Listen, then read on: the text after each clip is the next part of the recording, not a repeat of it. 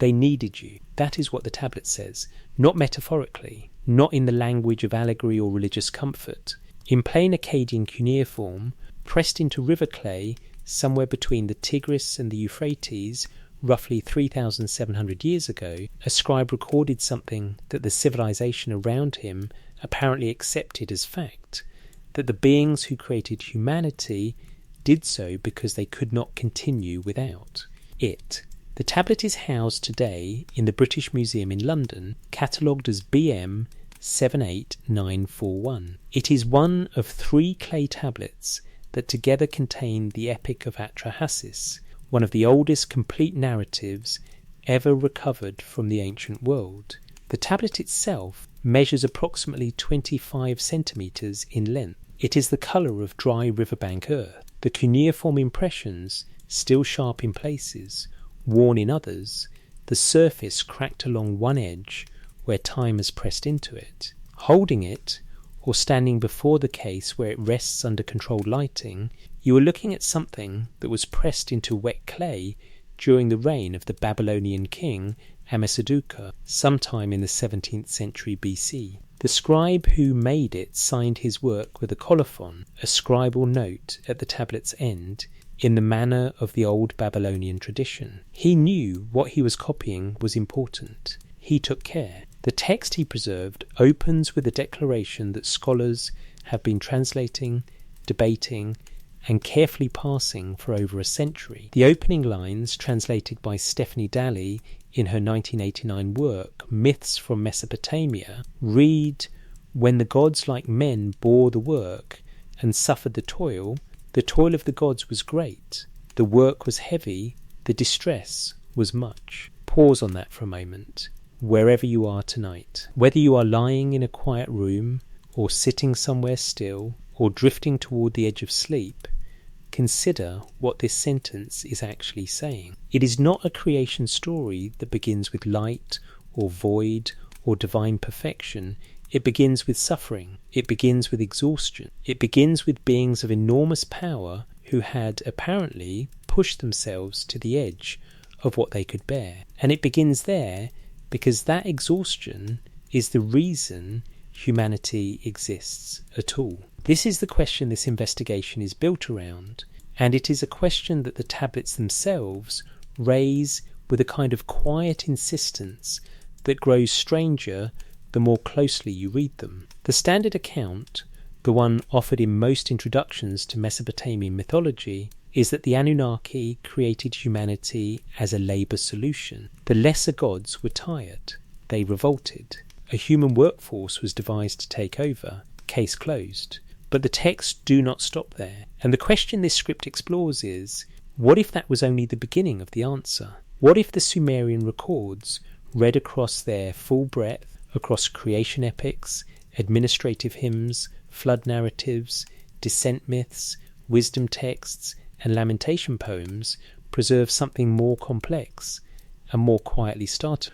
What if the Anunnaki's dependency on humanity was not a single labour arrangement, but something structural, something ritual, something that ran so deep through their cosmology that when human civilization collapsed, the texts record that the gods themselves lost function? The tablets suggest this.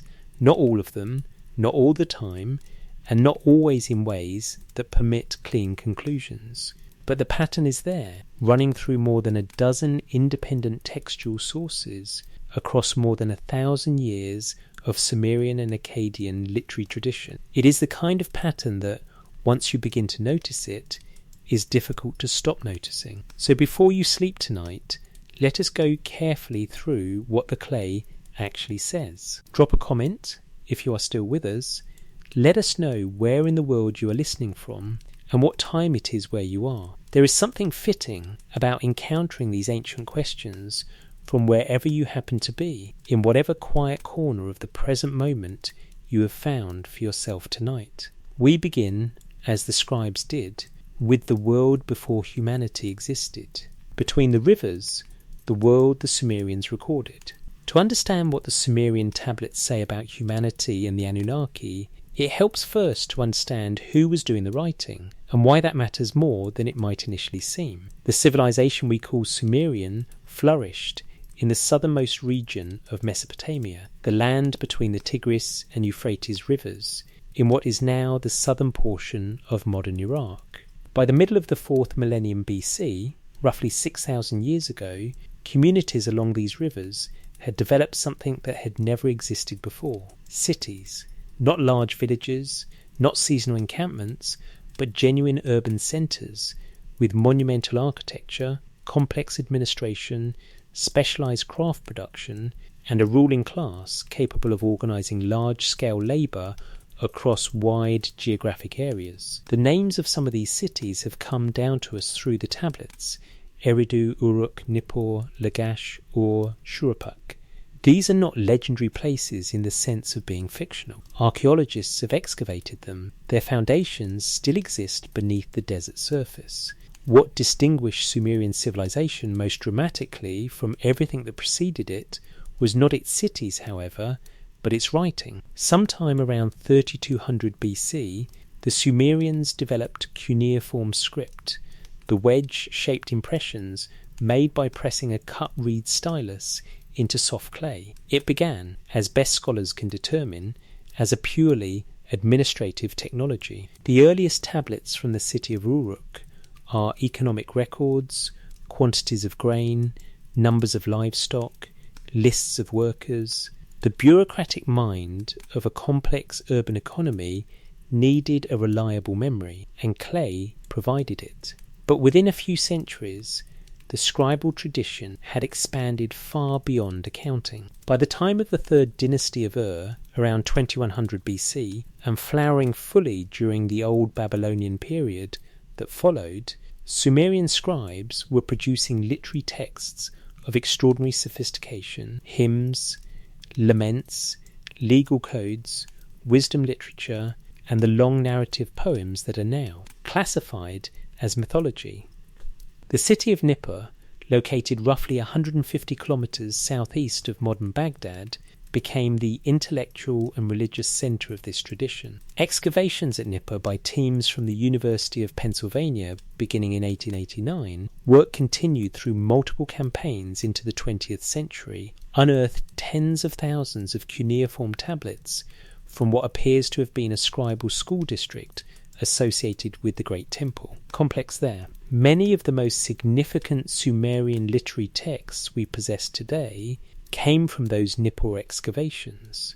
The Penn Museum in Philadelphia holds approximately 25,000 of these tablets in its collection. This matters because it tells us something about the nature of what we are reading. These are not isolated documents produced by a single visionary. They are the products of an educational tradition, texts copied by student scribes over centuries, texts revised and recompiled across generations, texts that apparently represented the canonical literary and religious knowledge of an entire civilization. When multiple tablets from multiple sites across multiple centuries record the same basic narrative, scholars treat that as strong evidence of a deeply embedded cultural belief rather than idiosyncratic invention. The Sumerians themselves did not, in the main, think of their great narratives as fiction. The distinction between mythology and history that modern readers take for granted was not a distinction they drew in the same way. When a Sumerian text described the actions of the Anunnaki, it was recording, from the Sumerian perspective, what had actually happened. These were not stories told to explain natural phenomena in the absence of scientific understanding. Or not only that, they were, in the Sumerian frame of reference, accounts of real events involving real beings whose actions had shaped the world the Sumerians inhabited. The Anunnaki themselves appear throughout the textual record with a consistency that suggests their identity was not in question for Sumerian audiences. The term Anunnaki, rendered in Sumerian as Anunnaki, a meaning roughly those of princely blood or the great princes, appears across hundreds of tablets. In some texts they number 50, in others 7, in others they seem to designate a general category of major divine beings.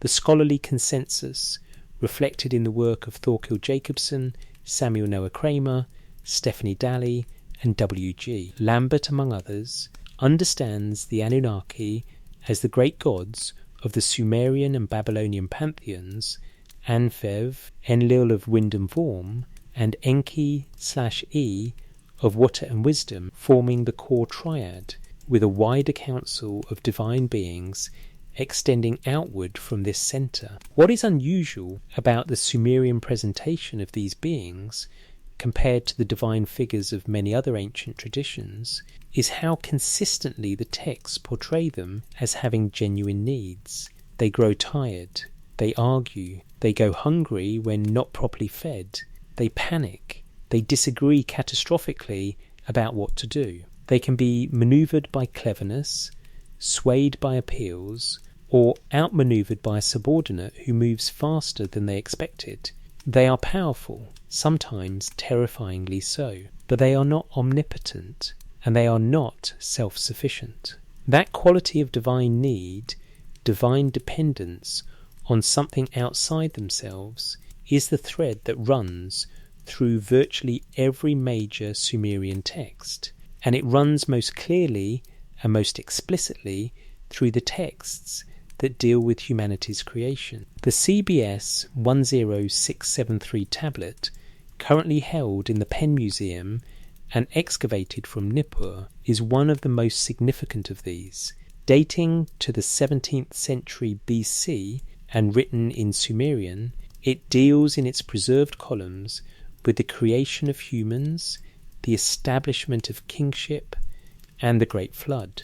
It is sometimes called the Eridugenesis, following the translation and analysis of Thorkild Jacobson, who worked with it extensively. The tablet is fragmentary, only 6 columns of text survive, and scholars have estimated the complete tablet would have contained around 260 lines, but what survives is enough to establish the basic framework humanity was created to serve, kingship was established to mediate between human and divine, and the flood was a divine decision to undo what had been created. That last element, the decision to destroy humanity, raises a question that the Atrahasis epic pursues in far more detail, and it is to that text that we now turn. Because before we can understand why the Anunnaki needed humanity to survive, we first have to understand what happened in the world before humanity existed at all. And that story, as the tablets tell it, is not one of divine serenity. It is a story of crisis. Before the first revolt, the Igigi and the labour of heaven. The world before humanity, according to the Atrahasis epic, was a world in which the gods performed physical labour. This is the foundational premise of the entire narrative, and it is stated in the text's opening lines with a directness that leaves little room for interpretive softening. The Akkadian text, in the translation of Stephanie Daly from the BM 78941 tablet, and its companion pieces, reads, "When the gods like men bore the work and suffered the toil of the gods was great, the work was heavy, the distress was much." The Akkadian phrase, "E numai lua wilum," opens the epic, "when the gods like men." That comparison, gods functioning as men, doing what men do, suffering what men suffer, is the logical and moral engine of everything that follows.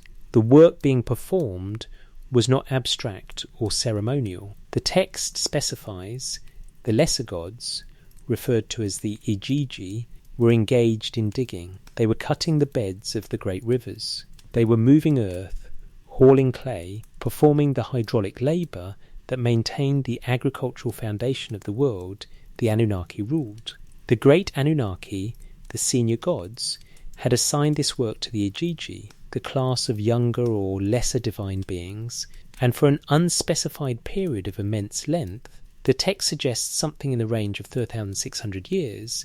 The Igigi did this work without complaint, but the text records that eventually something broke. The Igigi burned their tools. They set fire to their baskets and spades, the instruments of their labour, and in the middle of the night they surrounded the dwelling of Enlil, the chief of the Anunnaki, with their tools blazing. The text describes Enlil's doorkeeper running to wake him, and Enlil looking out at the assembled Igigi with what the text records as genuine alarm. He summons the other senior gods.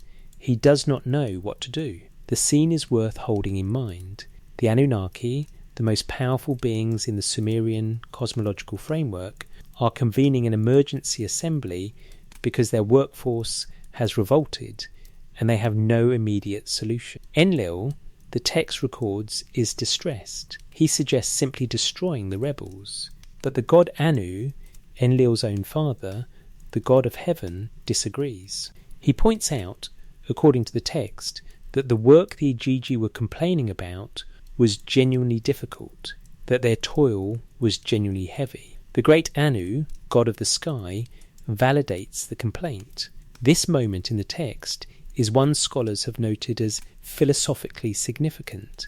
The Atrahasis epic does not frame the Igigi revolt as a wicked rebellion against rightful authority. It frames it as a justified response to unsustainable working conditions. Anu effectively says, they are right to be angry. The work was too hard. Something must change. It is Enki-E, the god of water, wisdom and magic, the most intellectually formidable figure in the Sumerian pantheon, who provides the solution. His proposal is recorded with a kind of calm efficiency that makes it all the more striking. He says, in the Dali translation, let the birth goddess create a human. Let him bear the yoke. Let man carry the toil of the gods. The solution to the divine labour crisis is the creation of a new category of being, one strong enough to work, conscious enough to be directed, mortal enough to remain manageable, and numerous enough to replace an entire workforce of divine labourers. What follows is the creation sequence. Enki and the mother goddess Ninhursag, referred to in the text by various names including Mami and Beletili, fashioned humanity from clay mixed with the flesh and blood of a god who is sacrificed for the purpose. The god chosen for this sacrifice is named in the text as Wiila or Geshtui, a minor divine being described as possessing Temu, understanding, reason, intelligence. This divine element, mixed into the clay, is what gives humanity its particular nature, not just physical capacity, but something that came from the divine sphere itself. The mainstream scholarly interpretation of this passage developed most fully in the work of W.G. Lambert and his collaborative edition of the Atrahasis text is that the divine blood component serves a theological purpose. It explains why humans are not merely animals, why they possess consciousness and the capacity for religious awareness. The divine element in the human constitution is what makes humans capable of the specific kind of service the gods required, not just brute labour, but ritual service, temple maintenance, prayer, and the complex administrative functions of civilized life. This interpretation is well grounded in the text, but there is a detail in the creation sequence that the mainstream reading tends to address only partially, and it becomes more interesting the more closely you examine it. The God who is sacrificed to provide the divine element for humanity is not chosen randomly. He is chosen, the text implies, because he already possessed Temu, the Akkadian word for understanding or consciousness. The divine intelligence that enters the human blueprint is not merely symbolic. The texts present it as a literal transmission of something that had previously existed only in the divine sphere. Consider what that implies about the relationship between human consciousness and divine consciousness in the Sumerian frame. Humanity does not develop intelligence independently. Humanity receives it directly from a being who once had it and gave it up so that something new could exist. The Sumerians recorded this transfer as the foundational moment of human existence. It was not a metaphor for them. It was the mechanism. The Igigi, meanwhile, are released from their labour. The text records their gratitude and their relief. They kiss the feet of Enki and Ninhursag. They celebrate the creation of humanity the way someone might celebrate a rescue, because that is, from the Igigi's perspective, what it was. Humanity was created to save them. But now look at the structure of what has been created.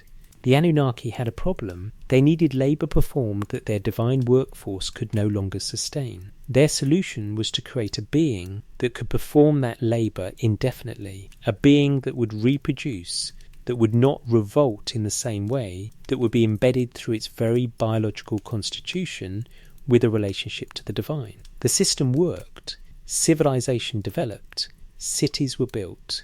Temples rose. Grain was grown. Canals were maintained. Offerings were made. The divine administrative structure that the Igigi had been maintaining through brute labour was now maintained by a human civilization that had internalized it as culture, as religion, as the natural order of things. But the Atrahasis epic does not end with the success of this arrangement. It continues. And the next section of the text is, in some respects, even more revealing about the nature of what had been created, because the Anunnaki, it turns out, were not fully prepared for what a successful humanity would become. The formula in the clay, how humanity was made and why it matters. The creation formula used in the Atrahasis epic is not unique to that text. It appears, with variations, across multiple independent Mesopotamian sources separated by centuries of composition. This recurrence is one of the things that gives the formula its interpretive weight. When the same basic process is described in texts that scholars believe developed independently, it suggests the formula was not the invention of a single scribe, but was a deeply embedded element of Mesopotamian cosmological thinking. The Enma Eli, the great Babylonian creation epic recorded on 7 clay tablets, takes the divine blood element further than Atrahasis. This text, preserved on tablets including K5419, C in the British Museum, and others from the library of Ashurbanipal at Nineveh, dates in its present form to the late 2nd millennium BC, though it incorporates material that appears to be considerably older. In Tablet 6 of the Enma Eli, as translated by W.G. Lambert in his 2013 Babylonian Creation Myths, the creation of humanity is described with particular precision. From his blood he created mankind, on whom he imposed the service of the gods, and set the gods free. The blood in question in the Enma Eli belongs to Kingu, the general of the divine forces of Tiamat, the primordial goddess of the Salt Sea, who had been defeated and killed by the god Marduk in the cosmic battle at the Tex Center. Kingu was not a minor divine being. He was the commander of an army of gods, described elsewhere in the text as wearing the tablets of destiny, the objects of ultimate divine authority, around his neck. His blood was the most charged, most powerful divine substance available in the narrative. The pattern that emerges when you compare the blood components across these texts is this. In Atrahasis, the god sacrificed is one who possessed Temu, divine understanding. In the Enma Eli, the god sacrificed is a figure of authority and cosmic power. In the K4 text from the Vorder Asiatisches Museum in Berlin, a bilingual Sumerian Akkadian creation account cited by W.G. Lambert, in his analysis of Mesopotamian creation stories, the beings sacrificed are described as Allah gods, a class whose divine function is specifically associated with work and service in the divine economy. Across all 3 of these independent traditions, the divine element mixed into humanity is not random. It comes from a specific category of divine being with specific attributes, and the text presents this specificity as intentional rather than arbitrary. Enki chooses which god will be sacrificed. The choice matters. The properties of the sacrificed being are what determine the properties of the humans created. What are those properties, according to the texts? They include, across the various accounts, the capacity for understanding and decision-making, the physical constitution capable of sustained labour, and, most importantly for our purposes, the capacity to maintain a functional relationship with the divine. This last capacity is not simply a theological nicety. In the Sumerian cosmological framework, the maintenance of that relationship had practical consequences for both parties. The mainstream scholarly understanding of why divine blood was necessary in the creation formula is that it endows humanity with a temu, the spirit or ghost that survives death. Lambert and others have argued that this element is what differentiates humans from animals in Babylonian thought, the possession of a divine spirit that persists beyond physical death, a spirit that must be properly maintained through mortuary ritual, lest it become a troublesome ghost. This is the scholarly consensus, and it is well supported. But there is an aspect of this formula that the consensus view acknowledges but does not fully develop. If the divine blood component gives humans their spirit, their capacity for consciousness, for religious participation, for genuine engagement with the divine sphere, then humanity's ability to perform the functions the Anunnaki required was not incidental to its divine composition. It was dependent on it. A humanity without that divine element would have been capable of physical labour, but not of the more complex maintenance functions that, as the later texts make clear, the Anunnaki actually needed. Consider the specific list of what humanity was required to do, as recorded across multiple Sumerian, administrative, and ritual texts. Physical, agricultural, and hydraulic labour is one component. But the texts describe an elaborate system of ritual service, the daily feeding of divine statues through temple offerings, the maintenance of sacred fires, the performance of incantations and prayers that the texts describe as literally sustaining divine presence within the physical structures of the temples. The god statue was not a symbol in the Sumerian understanding. It was a residence. The deity was understood to be present within it, requiring food, drink, clothing, music, and attention in ways that were functionally analogous to the requirements of a living being. This is where the divine blood formula becomes unexpectedly specific in its implications. The maintenance of divine presence in the physical world, the feeding of the gods, the ritual sustaining of their habitation in temples, required beings capable of performing ritual correctly. The ability to perform ritual correctly was not a matter of following external rules. It required, in the Sumerian understanding, an internal capacity for contact with the divine. And that capacity, the texts record, was placed inside humanity at the moment of creation by the deliberate inclusion of divine substance. The gods, in other words, did not simply create a labour force. They created beings capable of maintaining the very presence of divinity in the physical world. Whether that was a consequence of the creation formula or its purpose is a question the texts leave open. But the result was the same. Humanity became, in the Sumerian record, not just the servant of the Anunnaki, but the medium through which the Anunnaki maintained their relationship with the physical world they claimed to govern. A tablet whose implications, once fully considered, extend considerably further than the simple story of divine exhaustion that the Atrahasis epic begins with. But then the texts record something that complicates the picture entirely. The noise that woke a god.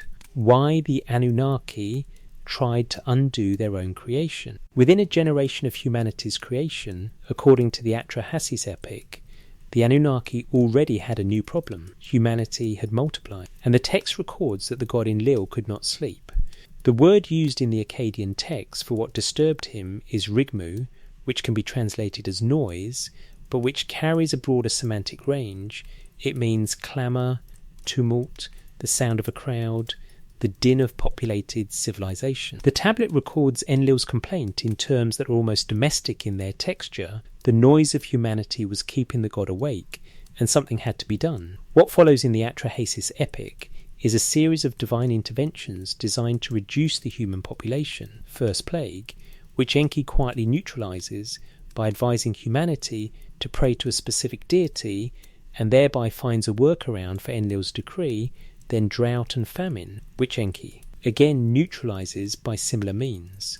Each time Enlil orders a catastrophe, Enki finds a way to soften it, preserve humanity, and frustrate his colleague's plan. The tension between these two divine figures, Enlil who wants to reduce or destroy humanity, Enki who consistently protects it, is one of the most persistent and structurally significant dynamics in the entire Sumerian textual tradition. Eventually, according to the text, Enlil loses patience with these partial solutions and proposes the flood, not a reduction of human population, an end to it. And here, the text records an event that is even more philosophically interesting than the labour crisis that opened the epic. The Anunnaki, most of them, vote yes. The great gods of the Sumerian pantheon, the beings who created humanity, who designed the divine blood formula, who built the entire system of human-divine interaction, vote, as a group, to destroy what they created. The mainstream scholarly reading of this episode, developed by Lambert and supported by Thorkild Jacobson's earlier analysis of the Sumerian flood tradition, is that the noise motif represents overpopulation pressure, that the Mesopotamian scribes were encoding cultural memory of the social, stresses created by rapid urbanization and population growth. The gods in this reading are personifications of natural and social forces, and the flood represents the periodic catastrophic reduction in human populations that Mesopotamian civilization had experienced through history. This is a coherent and well-grounded interpretation, but it leaves open a question the text itself seems to be circling. If humanity was created to serve the gods, if humanity was, in the framework the texts establish, functionally necessary for the maintenance of divine presence in the world, then why would the gods vote to eliminate it? The same beings who needed human labour to relieve the Igigi revolt, who designed humanity's constitution to include divine consciousness, who established cities and temples specifically so that the human divine maintenance system could function, those same beings are now described as voting to undo the entire arrangement. There are three readings the texts permit here, and the first is the most straightforward: the gods change their mind. The nuisance of an overpopulated humanity outweighed the benefits of having it. This is a plausible reading if you understand the divine-human relationship as purely transactional. The gods created humanity for a purpose, and when humanity became more trouble than it was worth, eliminating it made sense. But the second reading is suggested by Enki's behaviour throughout this sequence. Enki does not simply disagree with the flood decision on compassionate grounds, though the texts do portray him as more favourably disposed toward humanity than Enlil. Enki's interventions, neutralising plague, frustrating drought, and finally warning Utnapishtim/Atrahasis about the flood through the famous wall speech, where he technically maintains his oath not to reveal divine secrets by speaking to a wall rather than directly to a human, suggest a being who understands something about humanity that the other gods have lost sight of. What if Enki's consistent protection of humanity reflects not sentiment but calculation? What if the god of wisdom understood, in a way Enlil did not, that eliminating humanity would cost the divine sphere more than Enlil realised? The third reading is embedded in what happens at the end of the flood narrative itself, and it is the most peculiar. When the flood waters recede and Atrahasis offers sacrifice, burning meat and cedar on a fire, the text records that the gods smell the smoke and crowd around it like flies. Because they have been without food and offering during the days, the flood lasted. Enlil, who engineered the catastrophe, is presented in this moment as hungry. The gods who voted to destroy their food supply are now desperately attracted to the first offering their surviving human makes. In the Epic of Gilgamesh, which contains a parallel version of the flood narrative in its 11th tablet, 3375 in the British Museum, excavated by Hormuzd Rassam from Nineveh, this image is even more pointed: the gods crowded like flies around the sacrifice. This single image, appearing in two independent textual traditions, raises a question that neither tradition explicitly answers. If the gods could vote to destroy humanity, and if the gods knew that human offerings sustained them in some functional way, what does it mean that they apparently failed to anticipate the consequences of that destruction? The texts do not tell us, but they preserve the image with enough specificity that it seems unlikely to be incidental. What the text suggests, in aggregate, is that the relationship between the Anunnaki and humanity was not simply one of master and servant. It was something more structurally entangled than that. The Anunnaki had created a being whose existence had become woven into the fabric of divine function in the physical world. They could vote to end it. But the ending, even in their own narrative, left the gods hungry, crowding around a single fire like creatures who had forgotten, until the smoke rose, that they needed what the fire represented. The god who chose differently, Enki, the flood, and the question of preservation. In every version of the Mesopotamian flood narrative that survives, one god breaks ranks. One god refuses to let humanity die. That god is Enki, known in Akkadian as Ea, the lord of the Abzu, the freshwater underground, the god of wisdom, magic, and craftsmanship.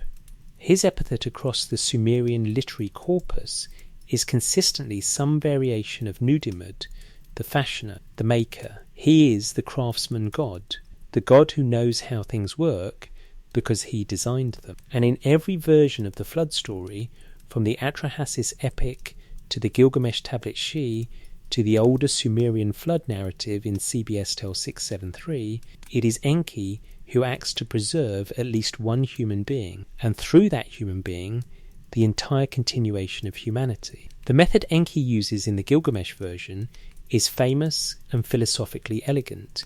The Anunnaki have taken an oath of secrecy about the flood. Enki has sworn not to reveal divine plans to mortals, so he does not speak directly to the flood hero Utnapishtim, called Atrahasis or Ziusudra in other versions. He speaks to the walls of his house. Wall, listen to me. Reed fence, pay attention. And through the wall, the message reaches Utnapishtim, build a boat.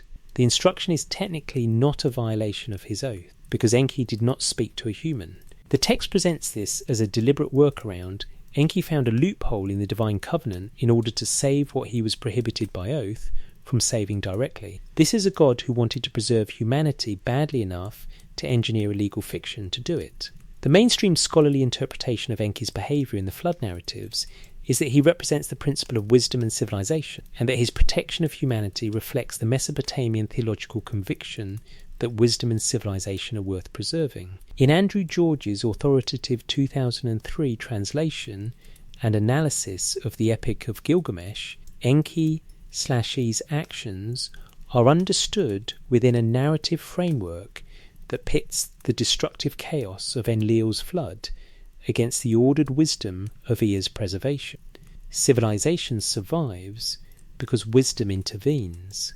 This reading is convincing on its face, but it does not fully account for the consistency and the urgency with which Enki acts throughout the textual corpus, not just in the flood narrative, but in every divine crisis involving humanity. In the Atrahasis plague sequence, Enki gives humanity specific advice that neutralizes the plague. In the drought sequence, he does the same. In the flood, he engineers a preservation strategy under oath constraints. In the Adapa myth, as we will examine later, he manages Adapa's relationship with the divine court with considerable care. Across the full textual record, Enki is not merely sympathetic to humanity, he is actively managing humanity's relationship with the divine hierarchy, with a consistency that suggests purpose rather than simple sentiment.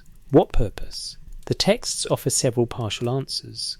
The Enki and the World Order text, TCSL 1.1.3, preserved in the old Babylonian Nippur corpus, provides a picture of Enki as the divine administrator of civilization's infrastructure, the being responsible for assigning divine deputies to oversee the functions of agriculture, animal husbandry, the sea, the crafts, and the running of the great rivers. In this text, Enki does not merely protect humanity, he organizes the entire relationship between divine function and human activity, assigning each element of civilization a divine custodian. The implication of the text is that civilization, properly organized, is a collaborative system between the divine and the human spheres. each dependent on the other for its proper functioning. This is a different conceptual framework from the pure master-servant model that the Atrahasis labour narrative alone might suggest. In the World Order text, humanity is not simply the recipient of divine commands. It is the active participant in a system whose proper operation requires human engagement. The temples need to be maintained. The canals need to be dug and managed. The rituals need to be performed. The divine custodians assigned to these functions can assign, organise and direct, but the physical work of maintaining civilization in the material world cannot be done by divine beings alone. The Ijiji revolt proved that. Enki understands this system most fully, according to the texts, because he designed it. The God of wisdom is the God of wisdom precisely because he comprehends the structure of things, including the structure of the relationship between divine function and human existence. When he acts to preserve humanity, he may be acting not from charity, but from engineering principle. You do not destroy the mechanism you built to solve the problem that was destroying you. But this raises the next question the text circle. If humanity was necessary to the divine system, why did the other Anunnaki not recognize this when voting for the flood? And what does it mean that across the textual record, only one God, the God of wisdom, consistently grasped the full picture? The answer to that question begins to emerge when we look more carefully at the texts that deal not with humanity's creation or destruction, but with the nature of divine authority itself. Kingship descended from heaven, the Sumerian record of a deliberate transfer. In one of the most arresting opening declarations in the ancient literary record, the Sumerian king list begins, "After the kingship descended from heaven, the kingship was in Eridu." This is not the opening of a myth. It is the opening of what appears to be an administrative document, a list of kings, their cities, and the lengths of their reigns. The Weld-Blundell prism, catalogued as AN 1923.444 in the Ashmolean Museum at Oxford, and presented to the museum by Herbert Weld-Blundell in 1923, is the best preserved example of this text. It is a four-sided clay prism approximately 20 centimetres tall, inscribed with 8 columns of cuneiform text, dating to approximately 1800 BCE. Each side contains 2 columns listing kings, cities, and regnal lengths that for the antediluvian period run to tens of thousands of years per reign. The document presents itself as a continuous chronological record, moving from a time before the flood, when individual kings ruled for impossibly long periods, through the flood itself, and into the historical period of kings who ruled for more recognisably human durations.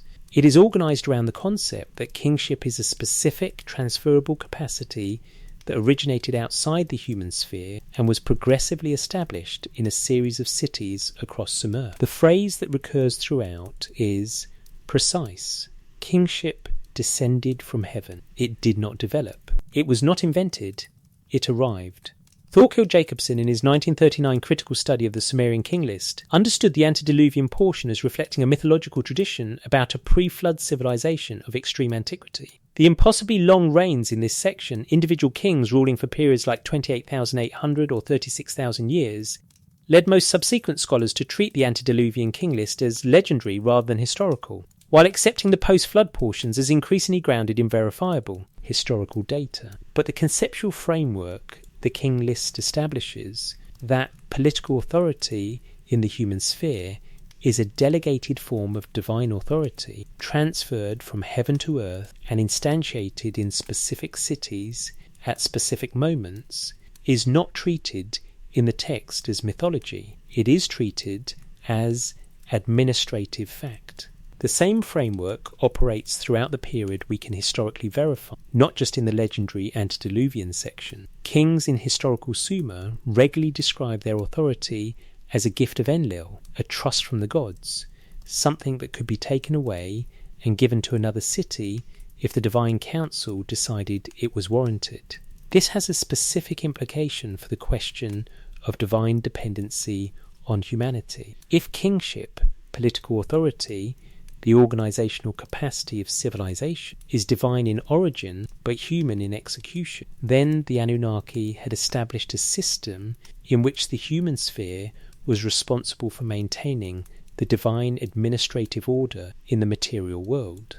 A functioning king, in the Sumerian understanding, was not merely a human leader. He was the earthly representative of the divine will, the being through whom divine decisions about agriculture, irrigation, temple construction, and military order were translated into physical reality. The king list's treatment of what happens when this system fails is equally revealing.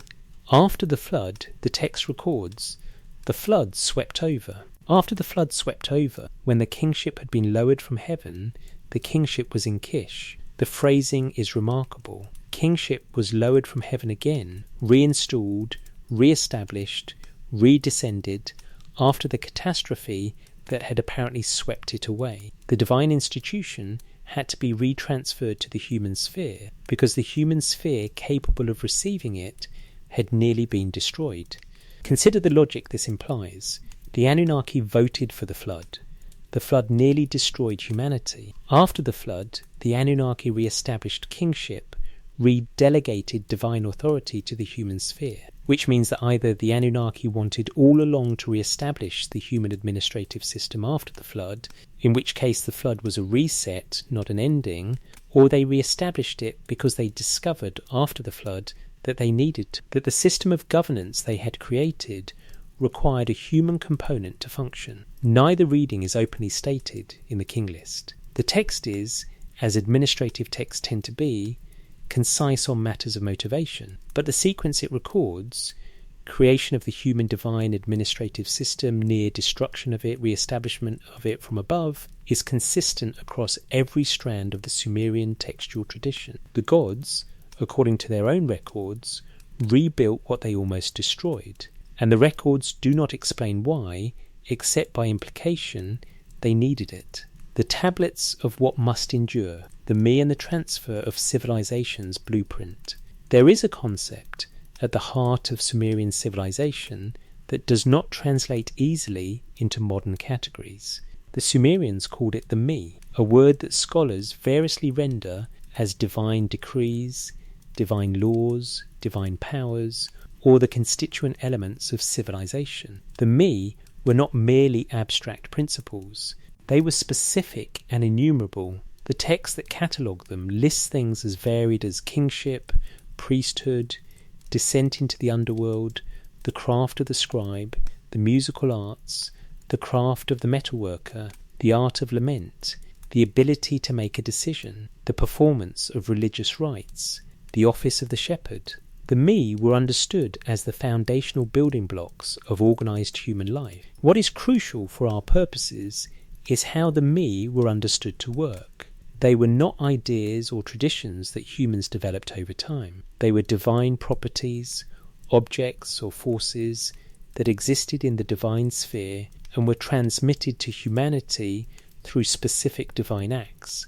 They were held originally by the gods, and to have a functioning civilization, they had to be released to the human sphere. The Sumerian text, known as Enki and Inanna, or sometimes Inanna and the god of wisdom, Trisa 1.3.1, tells the story of how the goddess Inanna travelled to Enki's domain in the Abzu and, through a combination of charm and strategic use of divine hospitality, obtained from him a vast number of me and transported them to her city of Uruk. The text lists the me she receives in a catalogue, the descent to the underworld and the ascent from it, the art of being a hero, the art of power, the standard, the quiver, the art of the carpenter, the craft of copperworking, the scribal art, the skill of the smith, the craft of the leather, worker, the skill of the fuller, the builder's craft, the weaver's craft, the wisdom of all words. The list goes on for dozens of lines. When Inanna brings these me to Uruk, the text describes the city celebrating their arrival. People crowd the quay to receive what has come. What has come is the entire infrastructure of civilization, not in material form, but as the divine template for what material civilization must contain. Uruk, with these me now present, can function as a full civilization. Without them, it could not. The implication is striking. Civilization, in the Sumerian understanding, was not something humans invented. It was something they received. The me pre-existed human civilization as divine possessions, held in the Abzu, the underground freshwater ocean that Enki ruled. The release of the me to the human sphere was a deliberate transfer, a decision made by divine beings to embed the template of civilization into the human world. But what is the me from the divine perspective? If the gods hold the me and the me constitute the blueprint of civilization, why would the gods transfer them to humanity? The Inanna and Enki text does not directly answer this. Enki releases the me, according to the text, somewhat inadvertently. Inanna obtains them, while Enki is in a state of hospitality-induced generosity, and when he attempts to reclaim them the next morning, the boat carrying them has already departed for Uruk. The text frames this as Inanna's victory and Enki's grudging acceptance. But another reading is available. In the Enki and the World Order text, TCL 1.1.3, Enki actively and deliberately assigns divine custodians to every aspect of civilization, including agriculture, animal husbandry, the sea, the rivers, the craft industries, the institutions of culture and governance. He is not simply releasing divine properties by accident. He is organizing the entire structure of the relationship between the divine sphere and the human world. He is, in essence, constructing the operating system through which divine order is maintained in the material world by a combination of divine oversight and human activity. Consider the me in this light. If the me are the constituent elements of civilization, and if civilization is the mechanism through which human beings maintain the temples, perform the rituals, grow the food, conduct the offerings, and maintain the divine presence in the physical world, then the me are not gifts from the gods to humanity out of benevolence. They are the tools the gods need humanity to have in order to do the work the gods need done. The gods did not give humanity civilization because they were generous. They gave humanity civilization because a civilization less humanity could not perform the functions that the divine system required. The me are the divine investment in human capacity, the download of what humanity needed in order to be useful in the way the Anunnaki required. And this reframes the entire story of Inanna's acquisition of the me as well. Whether she obtained them through cleverness, or whether Enki's apparent resistance was, as some scholars have speculated, a performance designed to justify why civilization's blueprints had arrived with Inanna's blessing rather than Enki's direct command, the result was the same. The me moved from the divine sphere to the human sphere. Civilization became possible, and the divine human maintenance system came online. The question of what happens when that system fails, when civilization collapses, when the me are disrupted, when the temples fall and the rituals cease, is answered in devastating detail by the lamentation texts.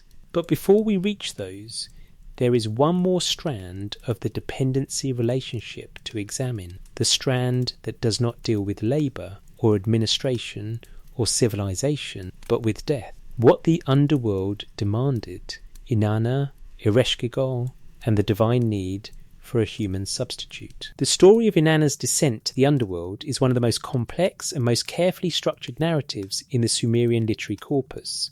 Preserved across multiple tablets from Nippur and Ur, translated by William R. Sladek in his 1974 edition, and subsequently by Samuel Noah Kramer and Diane Walkstein in their influential 1983 collection, the text recounts the goddess Inanna's decision to descend to the great below, the realm of the dead, ruled by her sister Ereshkigal, and what happens when she arrives. The story's structure is elaborate, and its symbolism has occupied scholars for generations. Inanna, queen of heaven and earth, adorns herself with the me and descends through 7 gates, at each of which she is stripped of one divine attribute, her crown, her measuring rod, her lapis lazuli beads, her breastplate, her golden ring, her woven garment, and finally the pala robe, the garment of ladyship.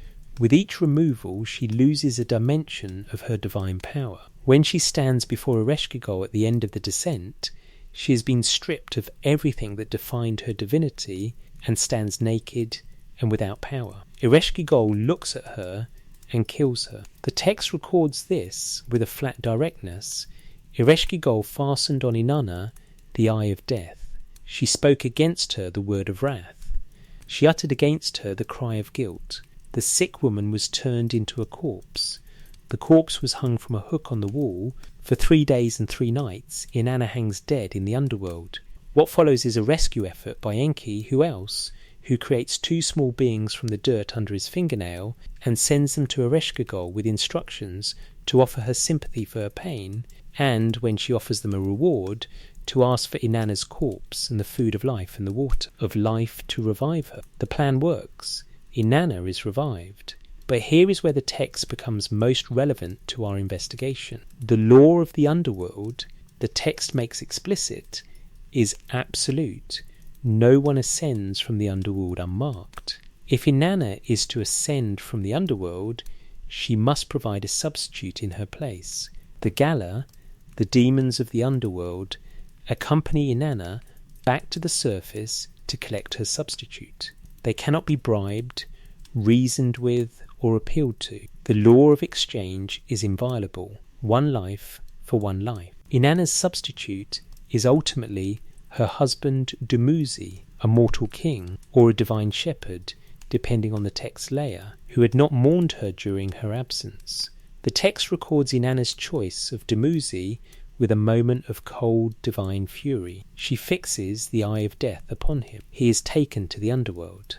Later, in a compromise mediated by Inanna's grief and Dumuzi's sister's willingness to share his fate, Dumuzi spends half the year in the underworld, while his sister Geshtanana takes his place the other half. The text ends with this arrangement, which scholars understand as a mythological explanation for the seasonal cycle. The mainstream scholarly reading treats the descent narrative as a seasonal agricultural myth. The descent represents winter or drought. The return represents the growing season.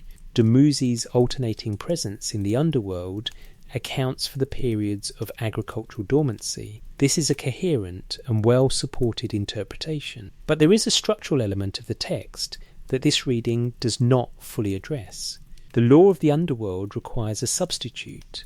Inanna cannot return without one, and the substitute that satisfies the law is not another goddess, not another divine being of equal power, but a being who exists somewhere between the divine and the human, Dumuzi, who is described across different Sumerian texts, sometimes as a god, and sometimes as a king, sometimes as immortal, and sometimes as mortal. The boundary is deliberately ambiguous. What is not ambiguous is the function. The underworld required a being who could serve as the exchange unit in a cosmic transaction that even the Queen of Heaven and Earth could not escape by her own power. The law of the underworld, as the Sumerians described it, was not subject to divine authority. It was prior to divine authority. Ereshkigal operates by rules that even Enlil and Enki acknowledge, and those rules required, in this instance, a sacrifice that the divine sphere itself could not provide from entirely within its own resources. Dumuzi's role in this exchange, as the substitute who makes the goddess's return possible, places a human or near-human figure in a position of unique structural importance. Without him, Inanna stays dead in the underworld. Without Inanna, the me she carries, the energies of love, war and civilization she embodies, remain locked below.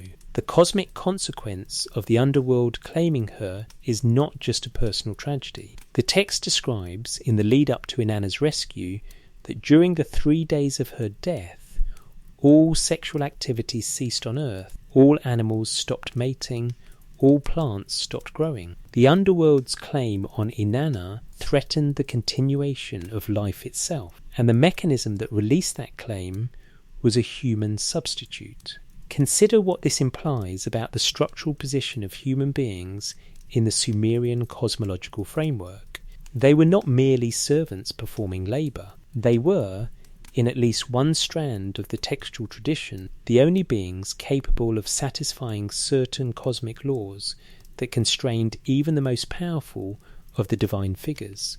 The underworld could not be escaped by divine power alone. It required a human, or at least a being who existed in the human-divine borderland, to make the necessary exchange. Whether the Sumerians understood this as a theological principle or as a narrative convenience is a question the texts leave open. But the pattern it establishes, divine figures dependent on human adjacent beings for outcomes they cannot achieve through their own power, recurs in the next text we must examine. The Adapa problem, the wisdom withheld and what it reveals. In the 14th century B, a scribe in the city of Tel El Amarna in Egypt wrote a version of a Mesopotamian myth onto a clay tablet. The tablet was discovered in 1887 during excavations of the ancient Egyptian city, and the text it contains, the Adapa myth, is now known from multiple fragmentary sources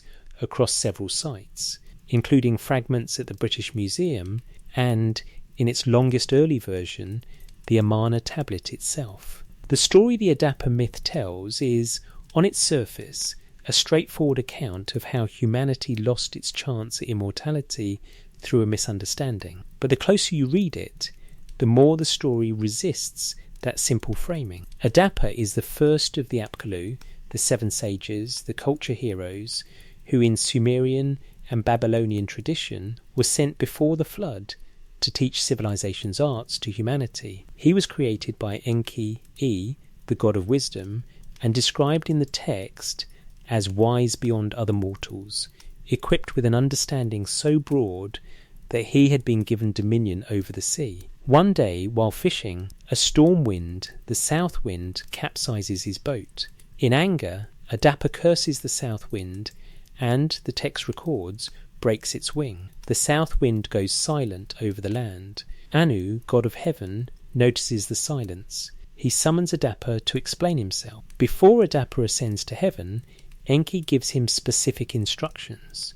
He tells Adapa what to expect. He will encounter two gatekeepers, Dumuzi and Ningishida, standing at Anu's gate, and he should flatter them. He tells Adapa to wear mourning clothes. He tells him that when Anu offers him the bread and water of death, he must refuse. He must on no account eat or drink what Anu offers. Adapa follows these instructions. He reaches heaven. He flatters the gatekeepers. He stands before Anu in mourning garments, which moves Anu to ask what happened. The gatekeepers vouch for him. Anu is pleased. He forgives Adapa for breaking the south wind's wing and, in a gesture of surprising divine generosity, offers him the food and water of eternal life. Adapa refuses. He remembers Enki's warning about the bread and water of death and declines to eat or drink. Anu laughs. He asks Adapa why he refused. Adapa explains Enki's instructions. Anu laughs again, not maliciously, but with something the text renders as incredulous amusement, and says, in the oldest version of the text, he had not life. Though he had wisdom, humanity remains mortal. Adapa returns to earth. The mainstream scholarly interpretation of this text focuses on the misunderstanding. Enki told Adapa to refuse the bread and water of death, but Anu was offering the bread and water of life. The instruction was wrong. Adapa was deceived, whether by accident or design, and the consequence was humanity's continued mortality. But the text does not clearly present this as a simple mistake. The relationship between Enki and Adapa, and Enki's behaviour throughout the story, is too carefully constructed.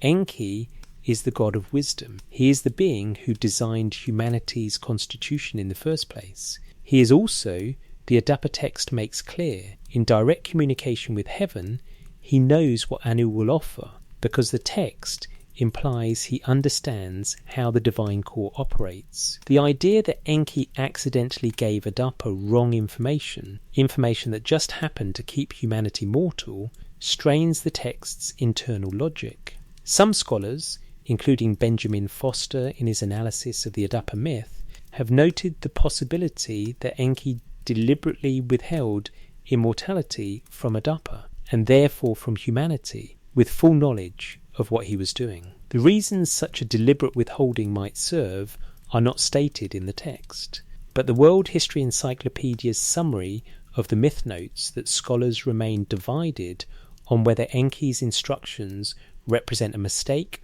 or a choice. If it was a choice, the question is what purpose mortal humanity served that immortal humanity could not.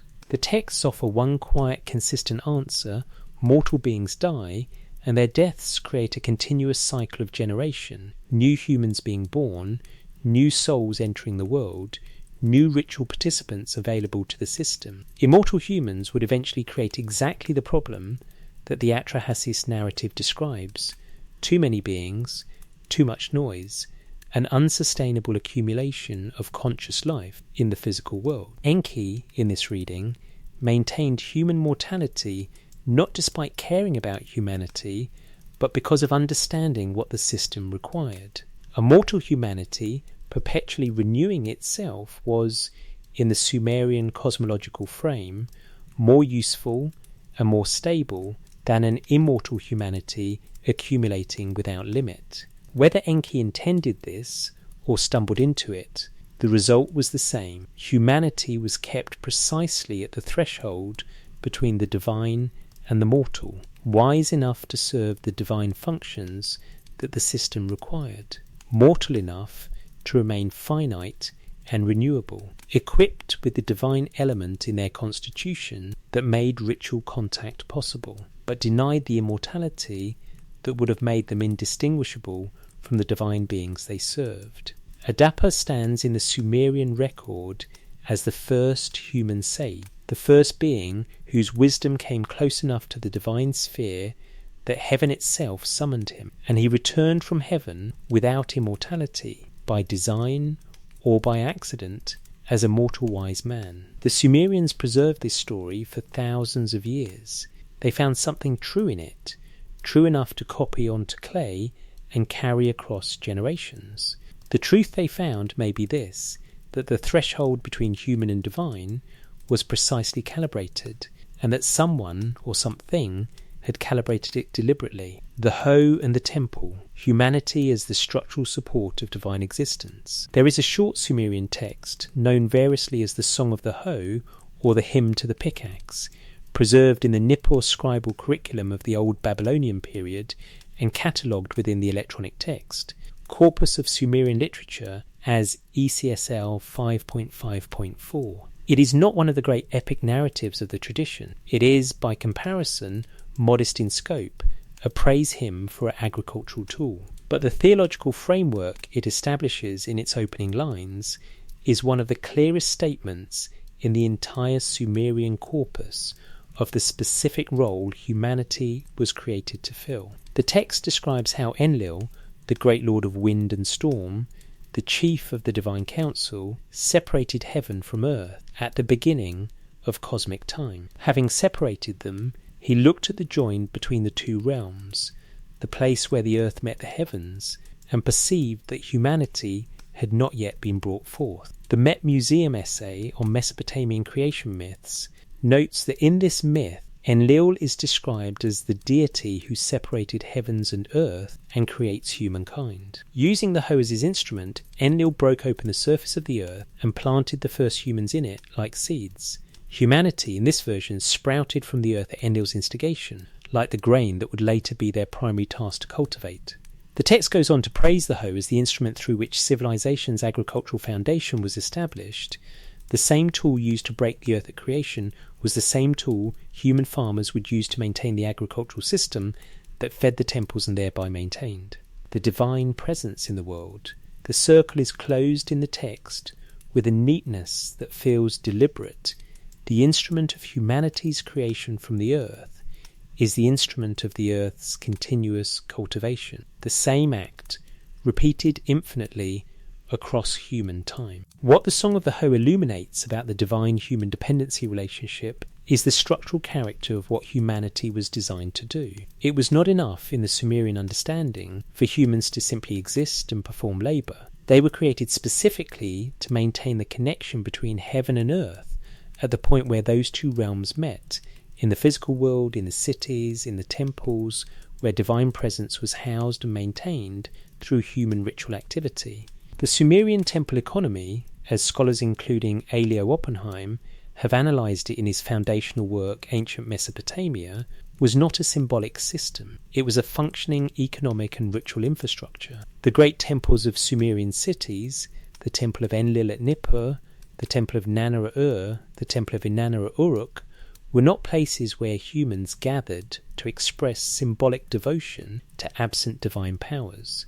They were, in the Sumerian understanding, the actual residences of the gods in the physical world. The divine statue at the centre of each temple was not a representation of the god. It was the god's body in the material realm, a physical vessel through which divine consciousness inhabited the earthly world. And that divine consciousness, in the daily ritual practice of Sumerian civilization, needed to be maintained. The temple staff performed multiple daily rituals of feeding, elaborate meals were presented to the divine statue, clothing was changed, the statue was washed and anointed, music was performed, specific prayers and incantations were recited. These rituals were not optional acts of piety. In the Sumerian theological framework, they were the functional maintenance of divine presence.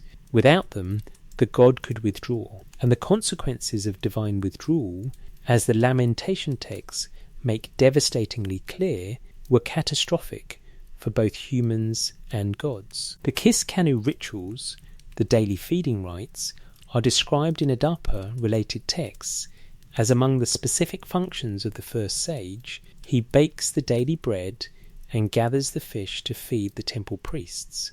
Adapa himself, the first human sage, the being closest to divine consciousness among mortals, was a temple functionary. His wisdom was expressed not in philosophy or in writing, but in the daily maintenance of the divine residence. He kept the god fed. This is the quiet claim at the heart of the Sumerian ritual system. The gods, in their physical manifestations in the temples, required human maintenance to remain present in the world. The ritual labour of civilization was not an expression of human gratitude for divine favour.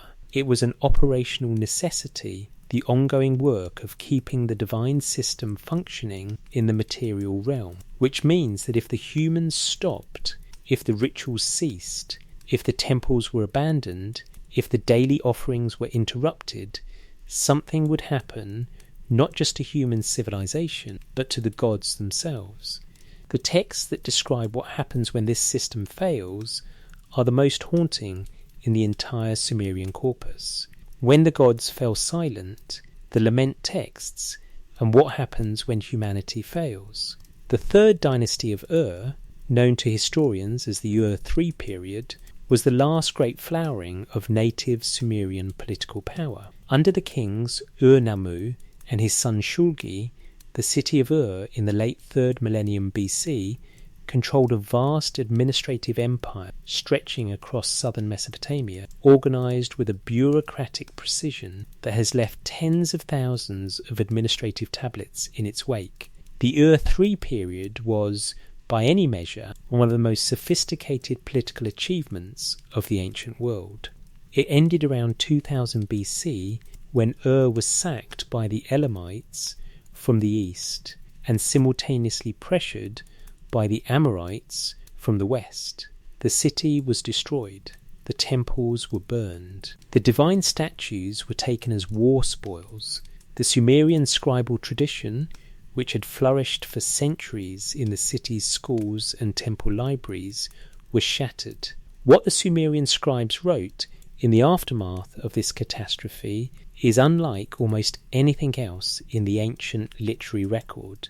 The lamentation texts, the Lament for Ur, the Lament for Nippur, CBS 13856, Penn Museum, the Lament for Eridu, and the larger lamentation over the destruction of Sumer and Ur, preserved in the Nippur corpus and analysed most fully by Piotr Michalowski in his 1989 critical edition, are poems of grief written in the voice of the abandoned cities and their patron deities. They are, on one level, theological responses to historical catastrophe, attempting to explain within the divine framework why the gods permitted their own cities to be destroyed.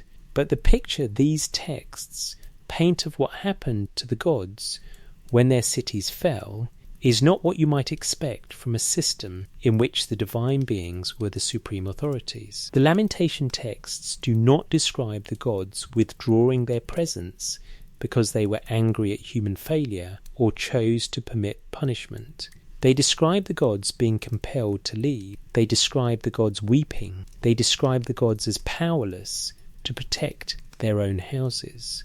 The lament for is organised around the goddess Ningal, the divine patron of the city, who goes before the divine assembly and pleads with Anunnaki not to destroy her city. She says, in one of its most striking passages, that she lay on the ground before them. She wept. She dressed herself in mourning clothes. She argued, begged, and prostrated herself before the council. And An and Enlil looked at one another, the text records, and gave their consent to the destruction anyway. Then Ningal left She abandoned her temple. She was compelled to go. What the text describes next is not divine indifference. It is divine suffering. Ningal weeps for as she leaves it. The temple she maintained, the city she governed, the human civilization she had watched over, all of it is gone, and she is described as bereaved by the loss. Not triumphant, not satisfied, bereaved.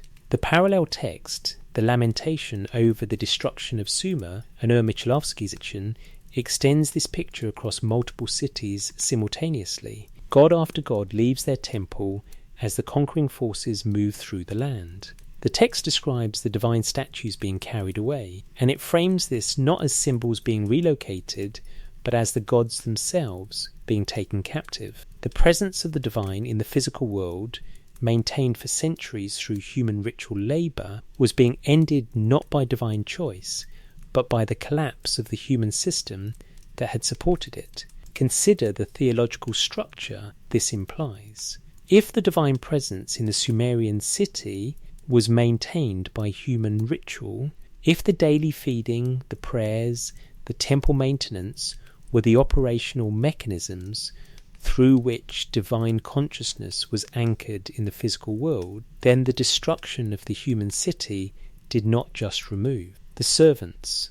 It removed the infrastructure of divine existence in the material realm. The gods, after the fall of are described in the lament texts as wandering. The goddess Ningal weeps in an unknown place.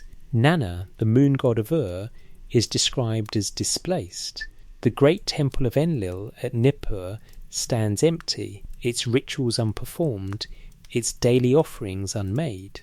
And the consequence of this emptiness in the Sumerian theological frame is not metaphorical. The god's presence in the world had depended on a living human civilization to maintain it. Without that civilization, the presence could not be sustained. Samuel Noah Kramer, who devoted his scholarly life to the translation and interpretation of Sumerian literature, wrote in his 1963 work, The Sumerians, that the lamentation texts represent one of the most emotionally sophisticated bodies of literature to survive from the ancient world. But beyond their emotional power, they carry a specific claim about the structure of the divine-human relationship that the earlier texts only imply. The Anunnaki were not self-sufficient in the material world.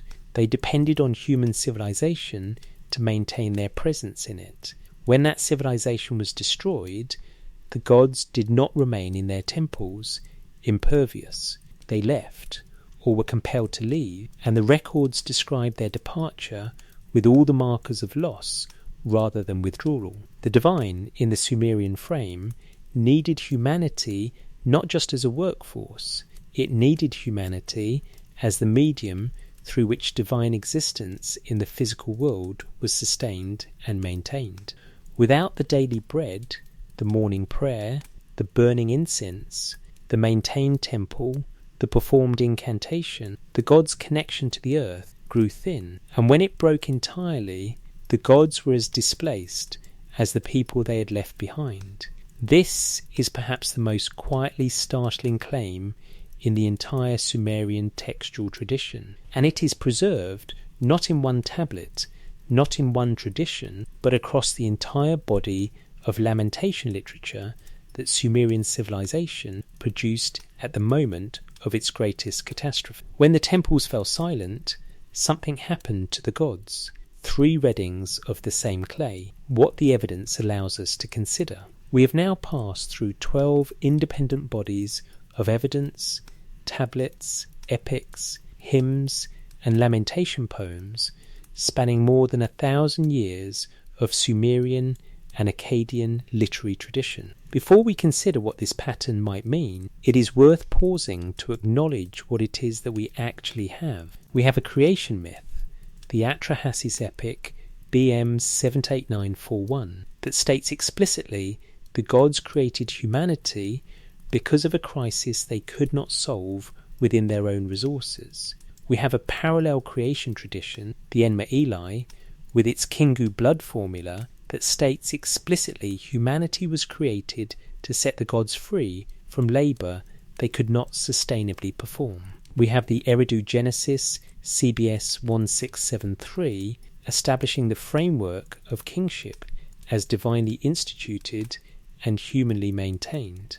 We have the Sumerian King List 1923-444 recording that when humanity was nearly destroyed by the flood, divine governance had to be relowered from heaven to re-establish the system. We have Enki and the world order organising civilization as a collaborative system between divine oversight and human activity. We have the Me system establishing civilization's blueprint as a divine transfer to the human sphere. We have Inanna's descent recording that even the most powerful divine figure required a human substitute to satisfy cosmic law. We have the Adapa myth encoding the deliberate calibration of human wisdom and mortality at a precise threshold.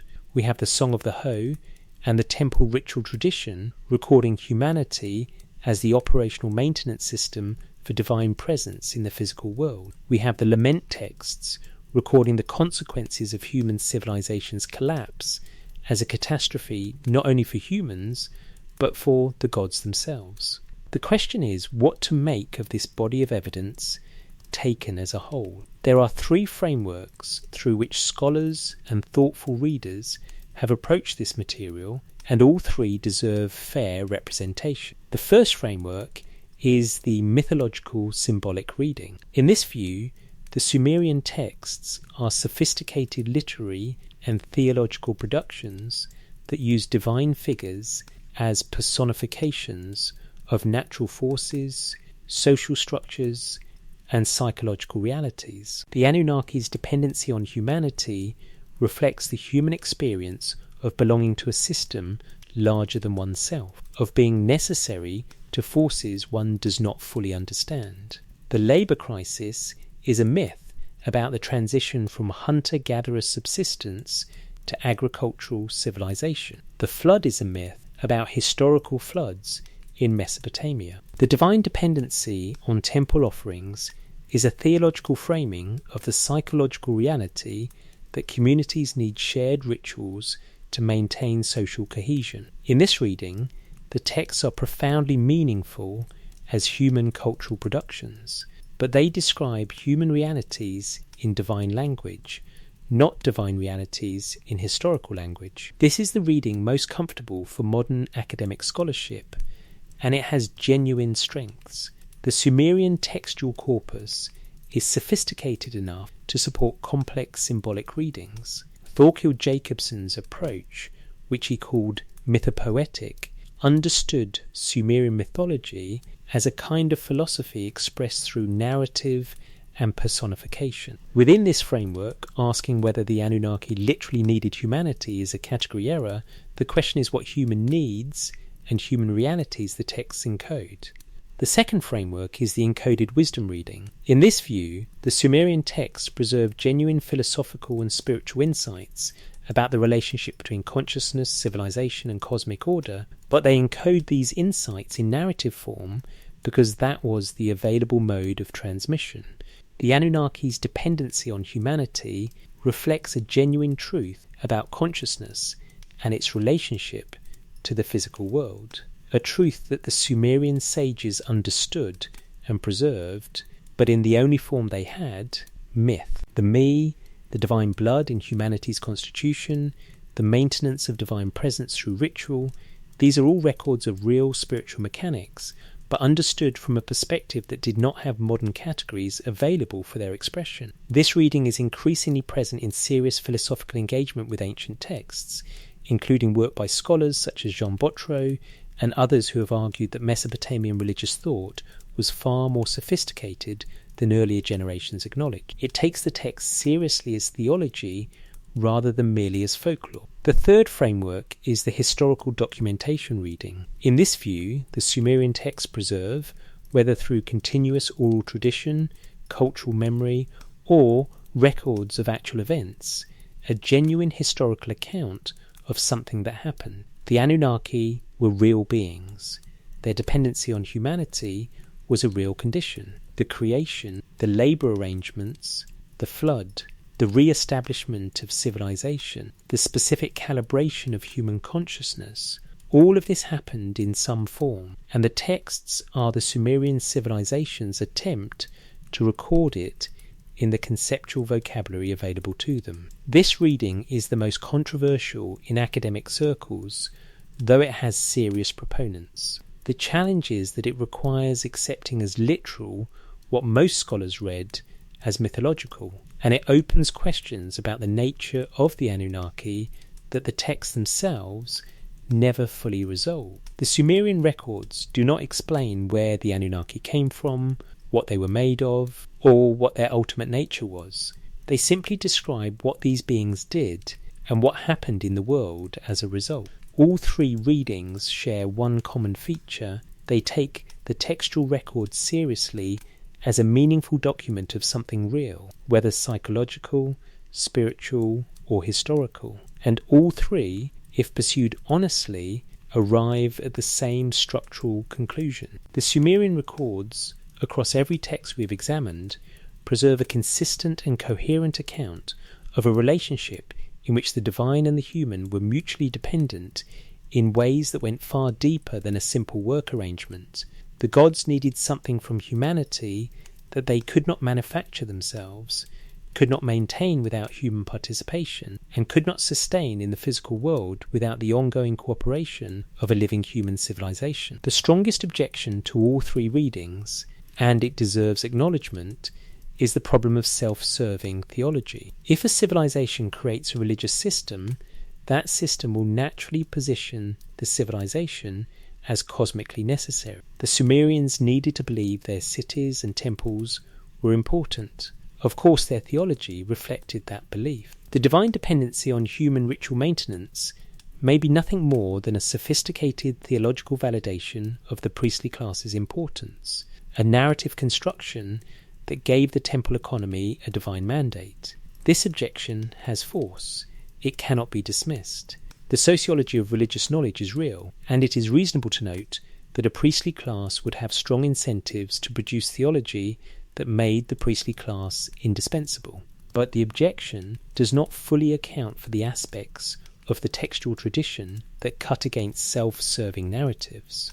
The Atrahasis text does not present the gods as benevolent protectors of humanity. It presents them as beings in crisis who created humanity to solve a problem. The flood narrative does not present the gods as reliably caring toward their creation. It presents them as voting to destroy it and nearly succeeding. The lament texts do not present the gods as triumphant and sovereign. They present them as weeping and displaced. None of these narratives serve the simple function of validating either priestly authority or divine goodness. They describe, with a candour unusual in religious literature, a complicated and not always comfortable relationship. A relationship in which the gods needed something they could not fully acknowledge needing, and humanity had something it did not fully know it possessed. What remains when the question is complete? In the storage vaults of the British Museum, the Atrahasis tablet rests in its controlled case.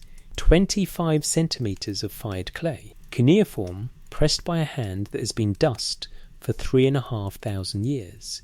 The text it carries is older than the tablet itself. Scholars estimate the narrative it preserves may originate from the late 3rd millennium BC, pass through oral tradition and scribal recopying before a scribe in or around Sippar pressed this particular version into wet clay during the reign of Ammisaduqa. Consider what had to happen for those marks to survive to the present. The tablet had to be fired or dried so the clay hardened. It had to outlast the destruction of the city around it. It had to be buried in the right conditions, not too wet, not too disturbed. It had to be found by people who recognized it as significant rather than as building material. It had to be transported, catalogued, translated, interpreted, debated, and eventually digitized, so that a question asked on one side of the world could be partially answered by a document pressed into river clay on the other. Every step of that process required human effort, human memory, human care. The Sumerians who pressed it into clay were, by their own account, beings into whose constitution a god had died, so that they might have the capacity to understand, to maintain, to remember. They built cities for the gods to live in. They performed the daily rituals that kept divine presence anchored in the physical world. They recorded, in the same clay they used to build and plant and administer, the story of why they existed and what the beings who made them needed from them. Whatever those beings were, and the texts are careful never to fully explain, the Sumerians recorded a specific and consistent answer to the question this script began with. The Anunnaki, according to the records the Sumerians kept, needed humanity to solve a crisis they could not solve themselves. They needed human labour to replace divine labour that had collapsed. They needed human ritual to anchor divine presence in a physical world they could not maintain alone. They needed human wisdom, calibrated to a precise threshold to carry the me, the blueprint of civilization, forward across time. They needed human substitutes to satisfy cosmic laws that even their greatest members could not escape. They needed human civilization so completely that when it fell, the texts record that something in the divine sphere fell with it. Whether you read this as mythology, as encoded theology, or as historical documentation, whether you believe the Anunnaki were personified natural forces, spiritual realities, or actual beings, the pattern the texts preserve is the same, and it is a pattern that asks a question the Sumerians apparently thought was worth pressing into clay, preserving across centuries, and passing forward. Not, were the gods real, but if they were, and if they needed us this much, what does that make us? You have spent this time in the company of very old clay, very old questions. Wherever you are in the world tonight, in whatever quiet it is that surrounds you now, the answer to that question belongs to you. The tablets have given everything they have. The scribes have done their work. The rest is yours to carry into sleep. If this investigation resonated with you, if these old questions feel worth returning to, leave a quiet note below. Let us know where in the world you carried these tablets tonight, and if sleep finds you before the morning does, may it find you easily.